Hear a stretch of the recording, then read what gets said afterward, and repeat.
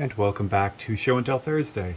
So today's painting is Home of the Free. So I just finished this painting and had a great time working on this. It's a little under 5 by 7 inches. It's done on an ampersand panel, which is a prepared wood panel.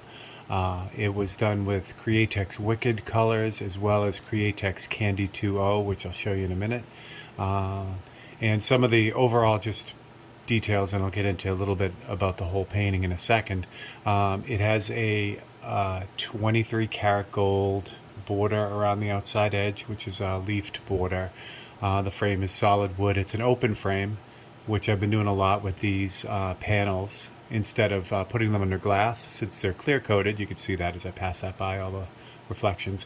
It's clear coated, so it's safe from everything. So instead of putting a piece of glass on that, I just frame these open.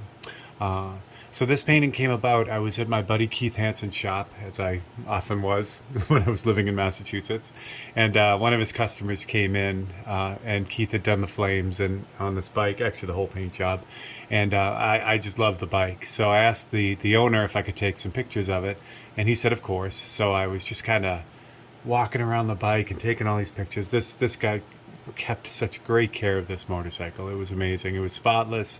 The upgrades he made to it were all, I mean, everything was chrome on it. It was insane. And then the paint job, to offset all this chrome, you have this metallic blue paint job with these old school flames on it. It was great. What really hit me though, as I came around to this side, the points cover down here had an engraved points cover, and it was an eagle with a flag in the background, and it just said Home of the Free. And that said a lot to me. This guy was obviously proud of where he lived and what that entails and what that kind of gives him. I didn't ask if he was a veteran or served in the military. It just seemed like the points cover was enough. The message was enough. So as soon as I saw that, I knew that that's what the name of this painting was going to be. So to get into the kind of technical, nerdy stuff, again, it's Createx Wicked colors. I used a lot of the new opaque colors on this painting, which was a blast.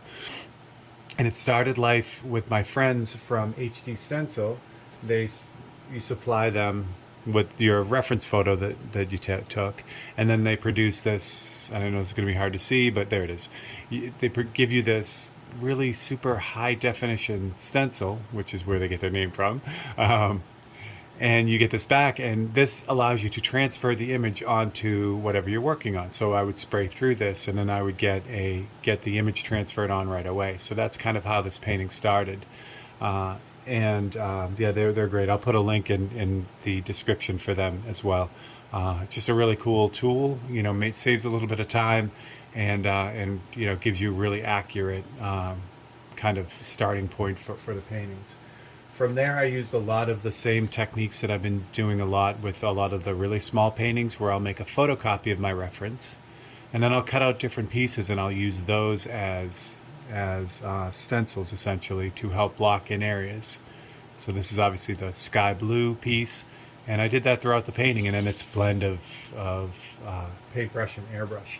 So if you're interested in seeing more of a how-to on this painting and a process, I've worked on this one both on my Facebook live feed, which I will put a link to, and also Createx. I went to Createx to finish this up.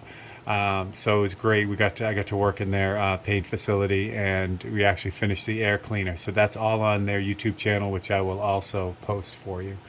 So one of the cool things, it's Createx Wicked colors throughout, except for the tank. The tank is candy, and I'm going to zoom you guys in a little bit so I can show you what happens with this. So for those not familiar with automotive candy colors, it's basically a dye. It's a dye-based paint. It's aniline dye.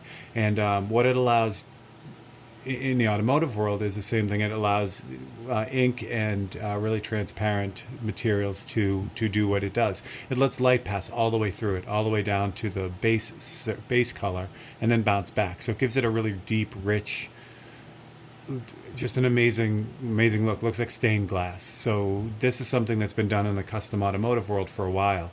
So what I like to do with the painting is to kind of incorporate that, since I'm using automotive paints when I do these fine art paintings.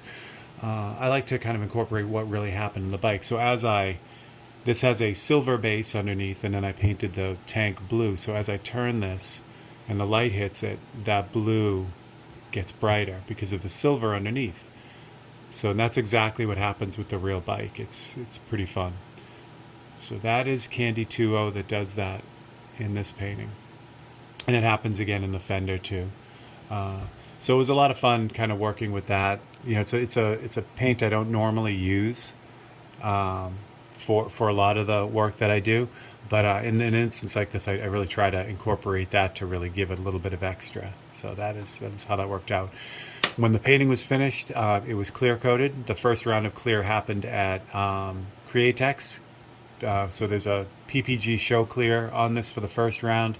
I took it back here to Ohio and I sanded it and then re-cleared it again to give it that flow coat, to really give it that ultimate gloss. And for that I used House of Color show clear for that.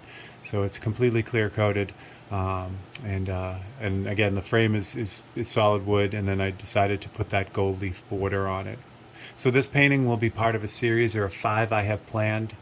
Some of them are similar topics. Other ones are completely off motorcycle and automotive topic, but it'll be a fun series to do.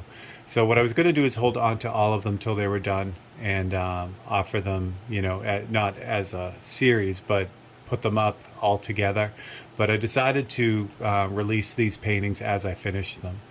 So this painting is available and it's on my website right now, so you can check that out if you're interested in it. So that is Home of the Free. If you have any questions on it, if you have any comments, please drop them below. I'd be happy to answer anything on you know, the process or the thought behind it, or just about anything with this painting, or if you know, future paintings that you'd like to see as well.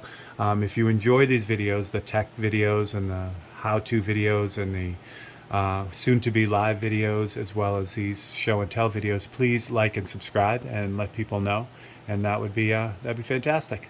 All right, for Steve Leahy and Home of the Free, thank you very much for hanging out with me on this Thursday, and I will see you guys next time.